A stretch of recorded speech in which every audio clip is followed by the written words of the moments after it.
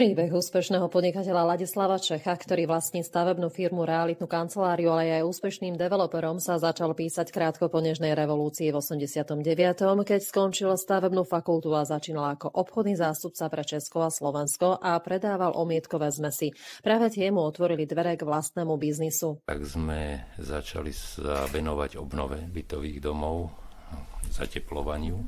V tých začiatkoch to bola klasicky peťka polystyrén a už si ľudia mysleli, že koľko ušetria. So svojou stavebnou firmou tak obnovil 150 000 metrov štvorcových fasád a 3 000 nových balkónov a lóžií. Neskôr sa k tomu pridala aj komplexná obnova bytových domov. Išiel ten vývoj, tak nejaká taká komplexná obnova budov. Biznis posunul ďalej a začalo stavať prvé nájomné byty. Nájomné bytové domy pre obce v Kriváni, v Sebechleboch, to bolo v roku 2013. V roku 2019 začal Ladislav Čech stavať komerčné byty vo Zvolene, kde silnil dopyt po nových bytoch. Na firemnom pozemku začal stavať bytový komplex Hájik, ktorý mal niekoľko inovatívnych vychytávok. Nielenže to boli dostupné byty vo vyššom štandarde, ale aj so záhradkou, vrátane zelenej strechy uzavretého komplexu s altánkami, detským ihriskom aj parkami.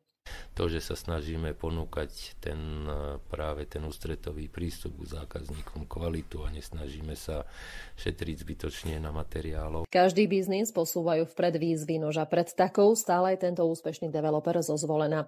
Výstavbu Hájik poriadne potrápil COVID a covidová pandémia. Teraz sme stáli pred rozhodnutím, mali sme základy, mali sme možno prvé podlažie vytiahnuté. A teraz čo ďalej? Čo sa bude diať? Lebo všetko zastalo, nikde sme nemali chodiť, samé home office, doma sedieť. Ideme pokračovať, nejdeme pokračovať, čo bude, ako bude. Nevzdal sa a dokončil prvú etapu tohto bytového domu. Byty sa predali rýchlejšie než teplé rožky a Ladislav tak získal dôveru mnohých spokojných klientov. Aktuálne sa stavia už druhá etapa tohto komplexu Hájik, ktorý stojí vo zvolenskej mestskej časti Môťová. Pri výstavbe bytov je podľa neho vždy kľúčová kvalita, nielen práca, ale aj použitých materiálov, na ktorých nešetria. A chceme, aby to bolo všetko zrealizované vo výbornej kvalite a tak, aby tí ľudia to mohli užívať bez problémov dlhé roky. Takže toto je tá správna cesta, ktorou ideme a aby sme na nej vydržali. Nové byty pod taktovkou stavebnej a developerskej firmy Ladislava Čecha pribudli aj na Podpolaní nedaleko Detvy. Na Kriváni tam postavili v prvej etape bytového domu Mních už 18 bytov a aktuálne sa stavia druhá etapa s 34 bytmi. By tam malo vyrásť 12 radových rodinných domov pre ľudí, ktorí chcú nejaký taký kompromis medzi bytom a rodinným domom, takže to je určené vlastne pre takýchto ľudí. Máš aj realitnú kanceláriu? A to je taká zaujímavá trojnožka, že nielen tá stavebná firma a developing, ale aj realitka.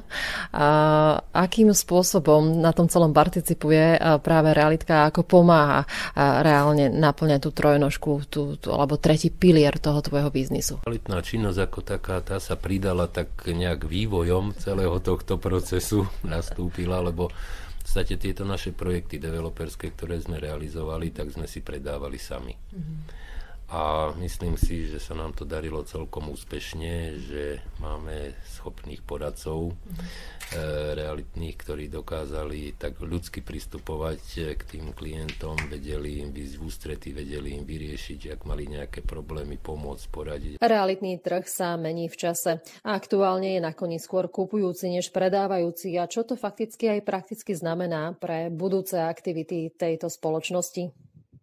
Ísť do tých satelitných obcí a tam možno realizovať menšie projekty a viac zamerané na tú takú užívateľský komfort a na také, ako by som to povedal, na také domácno trošku, aby tí ľudia sa tam cítili nie úplne ako v paneláku, ale skoro ako v rodinnom dome. Príbeh realitného experta Ladislava Čecha nie je len o výstavbe bytov, ale hlavne o budovaní spoločenstva, kde ľudia nachádzajú svoj domov.